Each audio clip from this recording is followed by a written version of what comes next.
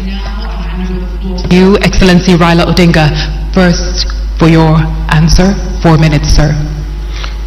Thank you.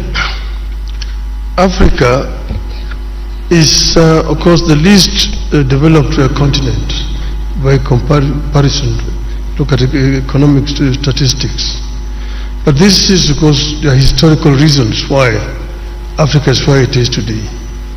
And we say that Africa does not need to remain here. We need to develop Africa. There are several factors which work against Africa. For example, the international financial infrastructure has worked very much against Africa, because African countries have been made to borrow money at a very high rate of interest compared to other countries of the same status as the African countries. So we need to address the issue of rearranging the international financial infrastructure. That is, I think, one of the major starting points. Now, Africa is the richest continent on the planet Earth in terms of raw materials. But it's a paradox that Africa also is the poorest in terms of living conditions. We say that we need not remain for perpetually the source of raw materials for industrial west or east. That we need to do value addition to raw materials which are coming out of Africa before we export them. And then we've also said that Africa needs to trade more with itself. There's big potential. Like the African Development Bank today says that 7 out of the 20 fastest growing economies in this year are going to be African countries. That are much higher than Europe. We're only competing with Asia. So it is important that Africa enhances the trade with itself. The inter-African trade today stands at just mere 15%.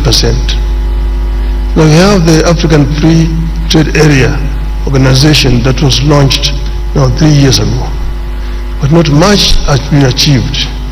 Some of the reasons are issues that are actually solvable. The non-tariff barriers to trade that have been imposed by respective African countries. Things like standards which are different from one country to the other country, making it difficult for goods to move freely across the borders. Then modalities of payment. And then there's the other issue of infrastructure.